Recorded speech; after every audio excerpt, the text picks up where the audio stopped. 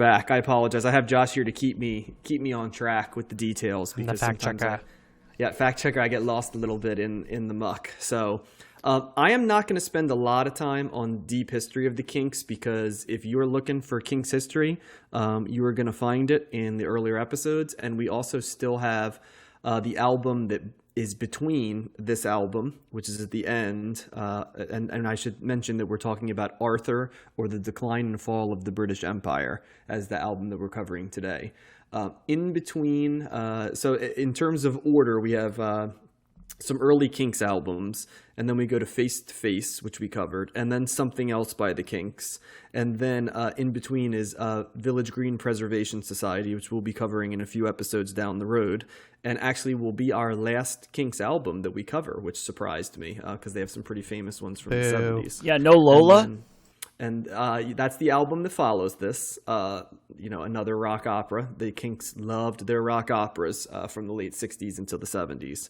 So that's kind of a little bit of a queuing. It's Face to Face to Something Else to Village Preservation to this album, Arthur, to... I'm trying to remember the full title for Lola. It's like Lola versus the Power Man. Part 1 or something. Part 1, yes. So I'll Lola versus Power Man and the Money Ground. There we go. I finally remembered it as we were speaking. I can't believe I remember that off the top of my head, but score 1 for me right there. But yeah, that's going to come out the next year, 1970. This album is from 1969. The Kinks released it right before they toured America for the first time in 5 years. And let's do a little trivia here, guys, to see how well you've been paying attention on these Kinks segments and for those that may be listening for the first time. Why would the Kinks not have been touring America for the last 4.5 years? Because they weren't allowed to. They were not allowed banned. to. They were banned by, I forget, some recording organization in the States. Yes. They banned them for like 4 or 5 years. The American Recording Association had banned them for poor behavior. It's still a little bit of a mystery, but they'd been banned. So I think... I also heard that they kind of rub people the wrong way. Like I read some story or something about like that, but Dick I Clark. never come across that. Like something happened like behind the Dick Clark. I forget where I heard this, but like they pissed off some like producer on the Dick Clark show or something like that. Like they did piss off a producer on the Dick Clark show, but no one's really sure what they did, and that's not part of the ban. It's part of the story, but like that's not what kept them from. It was rolled into the ban, but the ban seems to basically be that it was like wrong time, wrong place, and a bunch of British bands had been pressing the envelope and just annoying American producers to begin with. And there's a lot of stories, they may be apocryphal, but like it was sort of like the American Federation of Musicians and Artists basically said, we're tired of these British bands just basically being assholes, and they just decided to make the Kinks the example, and I guess it was designed to make people fall in line. I guess that had, and it's kind of funny because after that you start to hear about the British bands, and they really are on kind of best behavior. It's really the American bands that take over the, sloppy performances on TV. Like the Doors sort of are like, hold my beer and like come in and take over a new generation, but it becomes the American I'm surprised bands. they didn't ban the Doors. Well, they did. Ed Sullivan did. You remember that famous quote by Jim Morrison on the way out? They're like, "You're never playing that, Ed Sullivan show again." And Jim Morrison goes, "I just did." Yeah. So yeah, I think that's what ends up happening. But so this is finally when the Kinks are back in America. They had not had great record sales, and that was often attributed to two things. We've talked about this before, but one was that they didn't have any way to support their albums in America, so their American sales were always low. And the second was that they were just plowing out singles albums, and often at the same time as their studio albums. And so many times people were buying one but not the other, and they opted for the singles albums because the Kinks are an extremely good singles band.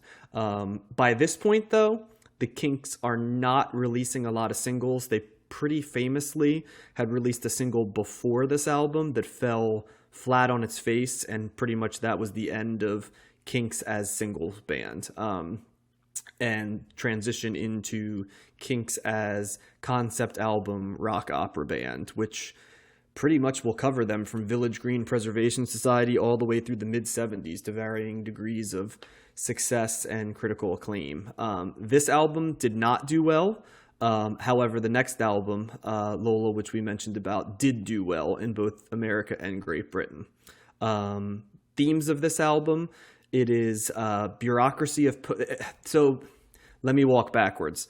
This is a concept album that's basically very British in nature, and it's hard to talk about the Kinks, especially mid to late 60s Kinks, without talking about their Britishness, because the themes they write about, the way that they sing, pretty much everything about the band and the archetypes is designed around Britishness. And a lot of people attribute that to the fact that the Kinks were marooned in England, and when they could tour other places, it was former British colonies like Australia and New Zealand, which Josh mentioned, the song Australia, which is on here, which we'll get to. But the themes in this are based, the general idea, and the Kinks love an everyman who becomes the person walking through the album, similar to like SF Sorrow, right, and the Pretty Things. Yeah. But in this case, it's Arthur, and Arthur is an amalgamation of a gentleman after World War II, Great Britain, but also his brother-in-law. His brother-in-law had actually moved to Australia with his sister, Rose, who he loved. You may remember from way back when, Face to Face, there was a song called Rosie, Won't You Please Come Home? And the Rosie is his sister, and that is an autobiographical song of Ray Davies singing it because he misses his sister being around. And so his brother-in-law, a lot of the things that Arthur are sketches of his brother-in-law. Not entirely, but he did move to Australia. He did work a blue-collar job. He was married to a woman who then did have two children, who then had two children, which was the same storyline of this. But this album, the lyrics cover post-war Britain, things from like the sake of nostalgia in Great Britain, the horror of after-war Britain, where there was a lot of inflation and economic panics and things like that as they tried to get their footing back for the next 10 years. Much like America, Britain built their own suburbs, which to varying degrees were either lionized or hated, depending on who you were in British society. And then Britain also became known for a lot of bureaucracy in post-war era Britain. And some of it obviously led to things like the National Health organization, basically the national healthcare system in Great Britain, which is well regarded, but was a huge bureaucratic accomplishment. But there were all kinds of initiatives, sort of similar to the United States after World War II, but for a longer period of time. So that's pretty much what this is about. Arthur is an everyman, but also Ray and Dave Davies, who wrote a couple songs as well, are basically talking about themes of post-war Great Britain. A couple things about the band itself. Peter Quaife had left the band shortly before this. There's a funny story with that gets repeated pretty much everywhere when you do your research, that he had left before in 1966, very shortly, and had been replaced by John Dalton, but then had a change of heart and came back and was in the band for the next 3 years. So this time when he quits, they don't really believe him, and then they pick up NME, the new NME, which is now, it's funny because it's still around, been around for forever. New Music Express, and they are interviewing Peter Quaife about his new band named Maple Oak, and that's when they realized, oh shit, this is probably for real. So they try to convince him to come back, but he said, no, this time it's for real. So they pick up the phone and call John Dalton, who had originally replaced him, and he, I guess nothing personal, he just decides to come back and does actually at that point become the bassist of the band. Like I said before, they released this. It didn't chart very well, even though it's very British specific. It was much less critically acclaimed in Great Britain than it was in America. It was pretty much widely loved in America. The British press had a more mixed view of it, which is very interesting because I think of this as a very British album. And it's the Kinks' 7th studio album. The only other thing I'll add to it is it was originally developed along with a novelist named Julian Mitchell. He really didn't write much that you would know. He was involved with some movies, Josh, that are somewhat obscure, but you might get a chuckle out of in terms of, some of the stuff there. Not stuff that the average person would know, but I think Josh would probably be familiar with it. But nothing that really was critically acclaimed or, sold very well. But anyway, they create this to eventually become a television play, but the backing financially is pulled from it. And so it never makes it to air. So it just becomes an album. Another funny story, I know I said one, but this is actually another one that I found very interesting. The Kinks were signed to two labels. They had a British label and a US label. So Reprise Records was excited to unveil the Kinks back to the American audience, because by this time the Kinks had an interesting career. They'd been like young and vital, and then they'd been considered to be out of step, and then they reinvented themselves as an artistic outlier, and now they're reinventing themselves as this concept band that really was mainstream but also operated outside of the mainstream. So Reprise Records is like, we're going to market this version of the Kinks different than what US fans knew about them before. So they do a huge promotional campaign. It's called God Save the Kinks, and it included a guide to the band's earlier albums, a separate LP that was included with the vinyl album, a bag of grass, not marijuana, a bag of actual supposed grass from what was supposed to be the actual village green in England, and a positive letter written by the creative services director at Reprise Albums, basically talking about, you know, how happy they were with this album. So that was funny in its own right. But the other thing was, they decided that one of the other things they wanted to do with the Kinks was they wanted to brand them as sort of like an edgier band. So they begin planning stories in the paper, everything from fake stories, everything from that the Kinks were arrested for tax evasion to marijuana possession to, in one case, rape. And so Ray Davies was rightfully indignant about this promotional approach, and the band vetoes it immediately. But it's just remarkable to think that I almost can get the marijuana thing, you know what I mean? In the thing, right. It's like, oh, we'll make it, but you know, the tax evasion thing, I'm not quite sure how that would add to your cred, you know, and certainly the rape thing, I would imagine, really would not play well. But yeah, there's some funny stories about Ray Davies just saying, like, "Are you fucking kidding me? Like, pull this stuff right now." So that was the promotion. So we now have our third Kinks album. We now know a lot of the contemporaries of the Kinks. I think we've got a pretty good grasp on them. What did you guys think? Let me start with Matt this time. I love this record. This was great. I didn't really know anything on it. I think I had heard, like, Victoria sounded somewhat familiar, but I certainly hadn't listened to it the way that I did this past week. And it is one of two singles, by the way. Shangri-La is the other single. Okay.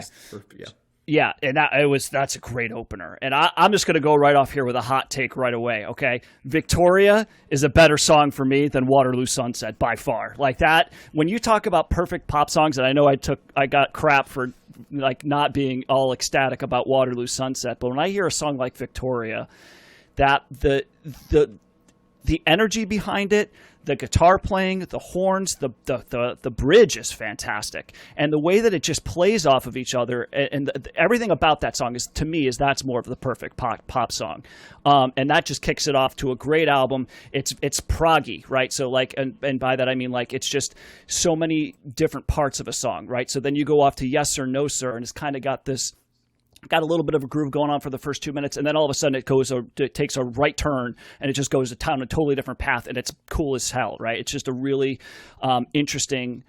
I think that's the best way to describe this. It's just a lot of interesting parts of this, where the songs kind of start off in a certain way and then they go in a different direction. A lot of different instrumentation, a lot of great melody. Australia just goes into this long, I mean, we talked about the length, we were alluding to that earlier, but this long jam, like later on and you know, halfway through the song, which I really like. I'm kind of interested to hear if you guys like that, but I thought it was great. I could have dealt with 3-4 more minutes of that. But this was just you could tell that they're doing something different from their previous records. You can tell that this is more of like an artistic, venture. It's very Beatlesque. It's very like Sgt. Pepper Magical Mystery Tour Beatlesque kind of production, and the horns. Sounds. There's a lot of Beatles sounds in this song. Absolutely. And I also think, like, I was very interested by Ray Davies. I believe it's Ray Davies. Does he do most of the vocals, John? The lead vocals? He does. Usually he does all of them. He did most of them in this. Dave Davies actually sang a couple songs. Yeah. Well, he almost does like that Axl Rose thing where he takes his voice and makes it like almost sound like a completely different person. And so I found that interesting. He's kind of got that deep like croon thing, and it's very different than his voice in other areas. But I guess I didn't know that this was a concept record. But I do see that. I mean, obviously it is British. I could certainly tell that, but I didn't know if it was necessarily telling the story. That's because John, I don't listen to lyrics. I just really don't. Like, I really remarkable. don't. You could just read the titles though, and you would know it's a concept. I mean, I get it, but it's like I'm not there, So I don't care. But I do like concept albums that sound like the Pretty Things and sound like this. I'm all, hey, make more of them, So you didn't figure out that an album called Arthur and the Fall and Decline of the British Empire and might Mr. Churchill. Be okay. I'm just I don't think not that it's. I understood that there's a theme, but a story or whatever. No, it's like, and I don't care. I'm not listening. No rock opera you can't has a good story. To the Kinks. So I have to challenge that, because if you're saying I don't care, you're going totally against what Ray Davies was trying for. Like, he literally was trying to make an album that the sounds and the lyrics fused together to do this. So by doing that, you're basically saying, thanks, Ray, but like I only like half am invested in what you're trying to do. Well, that's on me though. That's no indictment on him. I feel like I miss out as a music fan, not being as invested in lyrics as maybe I could be or as other people are. And I think that when sometimes I do, when the planets align in those rare moments where I am kind of in line with that and I see what's going on, I'm like, holy crap, that's awesome, right? But I usually don't do that. That's like 95% of the time. I'm just, let me hear the melody. If I'm listening to his voice, I'm more listening for the sound of it and how it's like another instrument, like I was talking about with Grace Slick. It's just how I do, man. I don't know how else to say it. But bottom line, I really like this record. The more I listened to it, the more I liked it, because it's one of those things that it's almost like the first time you listen to it, you're like, what's going on here? This is weird. It's unexpected. But the more I listened to it, the more I realized what was going on. I liked it more. And I also would say that it's worth it scrolling through to go to the, on Spotify at least, to get to the stereo version, because that sounds way better, particularly in the headphones. So big thumbs up for me on this. This is by far I like this record better than the last two that we covered, for sure. Oh, wow. How about you, Josh? I was a little lower on this album than the other two. I still like it. I still think it's a good Kinks record. I do like Village Green Preservation Society a lot more than this album. I had never heard this album before. But you've got some great songs on here. I want to have a larger discussion about concept albums at some point. But Victoria is classic Kinks. That's like that old Kinks magic is back, baby. They should have called the album The Kinks Are Back, like John was saying, when they were trying to make a return. Not only did I hear Beatles on this, Matt and John, but I also heard like Paul McCartney voice. I don't know if that was what you were talking about, Matt, where he changed his voice, but it sounded like Paul McCartney a little on some of the songs. Mm-hmm. I loved Brainwash. That could almost be a ska song, John. In parts, it sounded like it was going to break out the horns. And these songs just get stuck in your head, I think. They're just really well written, and the choruses are great. I find myself singing the choruses on these songs. Even a song that's like, even a song like Australia that's really long, you just start singing the chorus, or I did at least, throughout the day. And yeah. There was some weaker songs on here I didn't like. I think that's kind of the difference between this and the other two albums.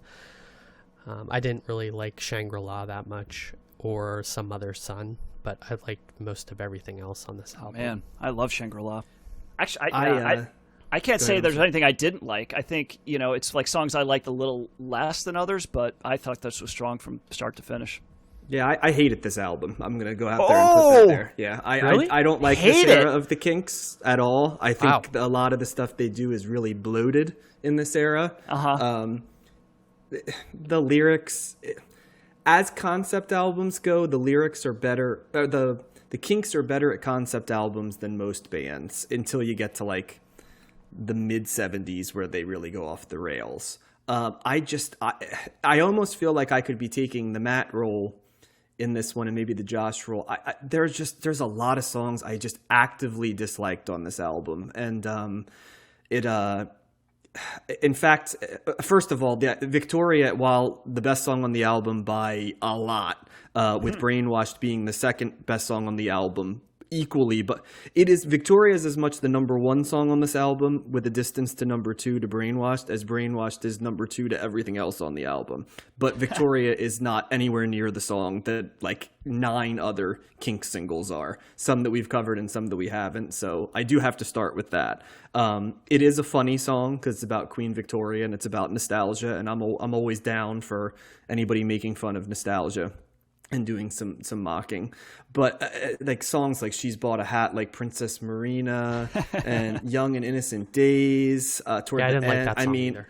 Holy cow. Like they're very British, and I don't mean that in a positive way. I don't feel I can connect to these songs. It's almost like goofy at times. The lyrics, I felt like the songs were, in my opinion, needlessly complicated at times. Yeah, were they doing a lot? Yes. Did it resonate for me?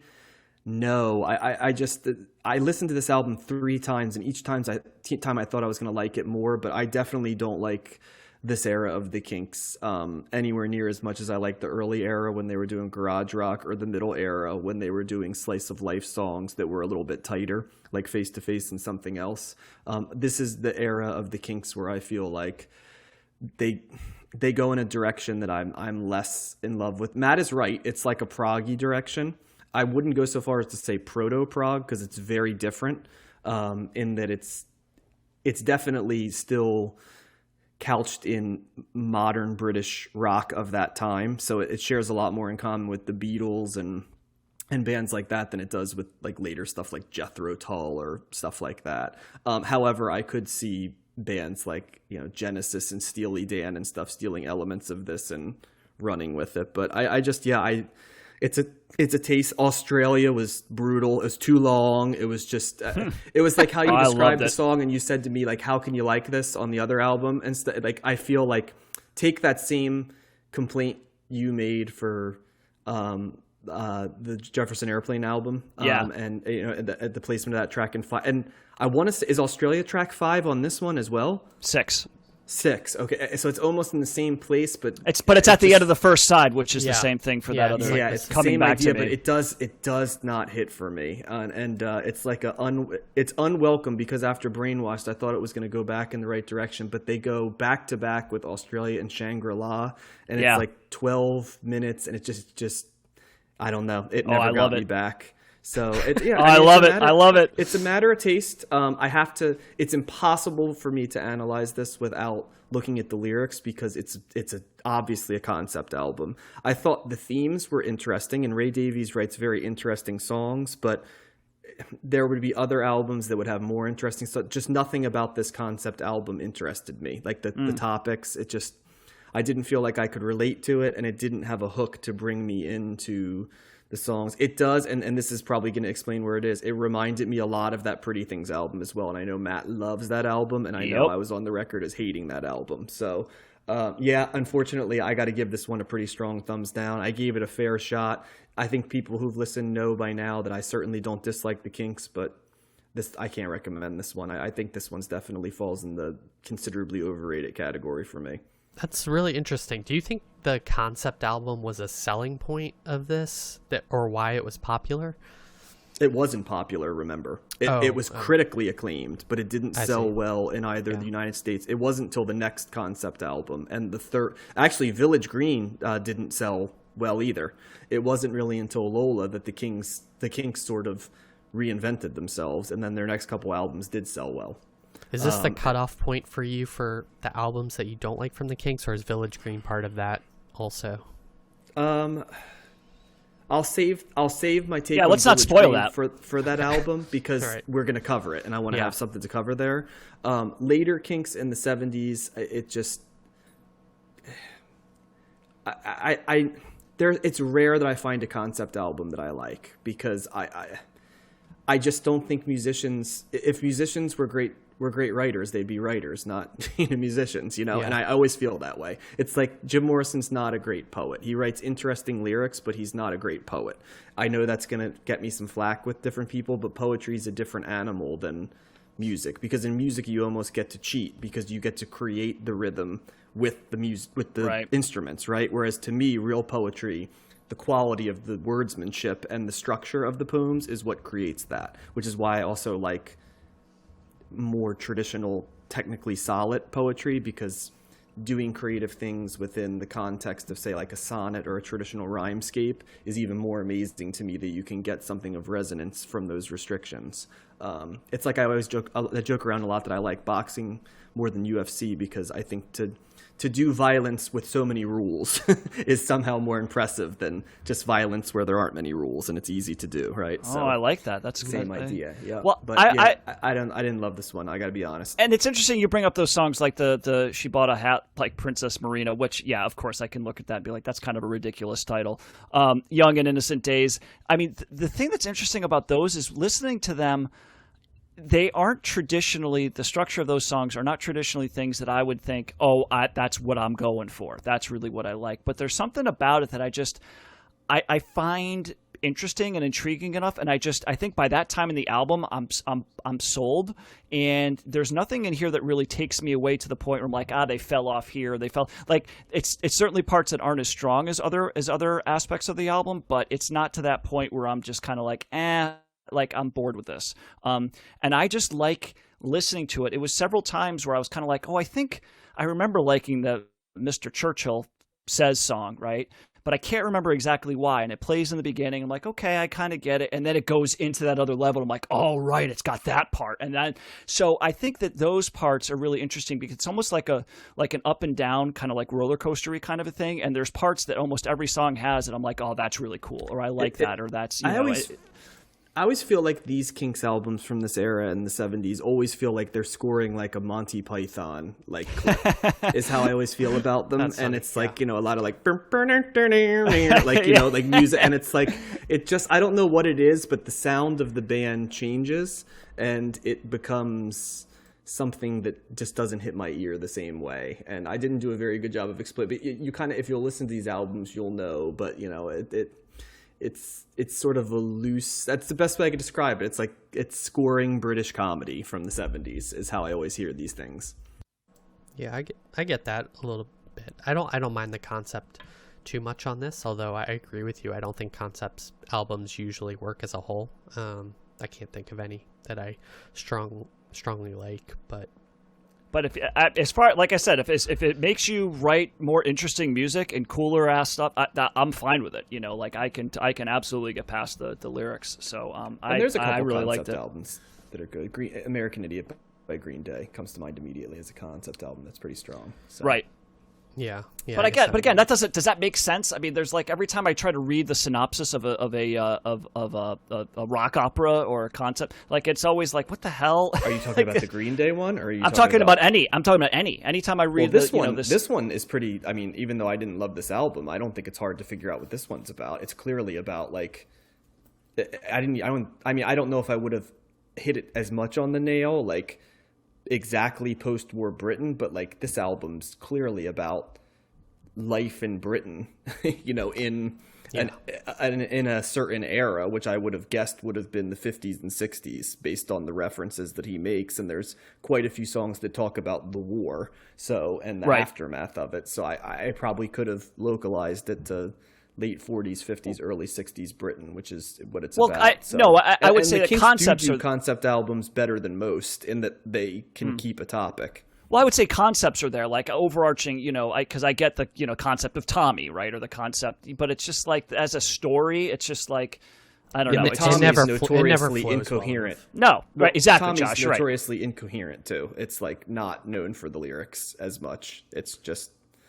Right, I think that Josh is right. It's the flow of the story, as a narrative, it's like, what are you doing, But it does. I do like the music that comes out of it. So, anyway, I liked it.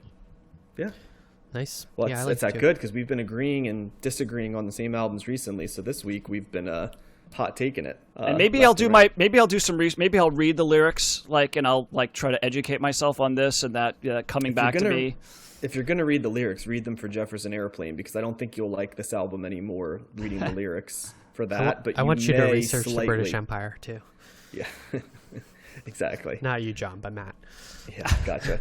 So we'll see what he learns from that, and maybe, and then it will stand for absolutely nothing when you get into like, although it will help you with Muswell Hillbillies because that kind of covers the same. Oh, I do want to ask you this because you talk about, so how many more concept albums? Like, is this just something they do for like, really? That's amazing. Yes, it's a whole era of I think in the first time we covered the Kinks, I talked about how there's kind of like 5 eras of the band. There's the garage rock era, the like transition away from garage rock where they write slice of life songs, rock operas.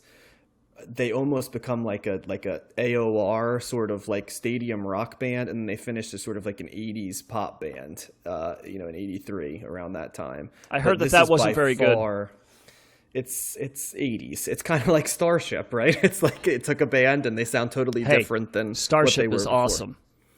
They sound very different from what they were before, would be how I'd describe it. So maybe in the 70s we can have a Kinks corner and you can just remember tell us the Who had albums. The Who had albums in the 80s that all these bands had stuff, and it was not a good look for almost any of them in the 80s. John's very diplomatic. He never really comes out and be like, yeah, it's terrible. I mean, it's just, I don't know if it's terrible so much as it's very disposable pop music, which has its place, but they were all doing very disposable pop music, and it is what it is. It's not terrible, but it doesn't hold the key. It's like, how can you compare like Alone by Heart to like Barracuda? You can't, you can enjoy Alone unironically as like a sugar pop song, right? But how can you even compare? It's not even the same thing as like what Crazy on You and Barracuda Heart is. And that's kind of like if you listen to Let's Face It by the Kinks, like in 1983, it will resemble nothing that we did here, pretty much. Right. So yeah, so that's kind of I think what I'm getting at. But yeah, so.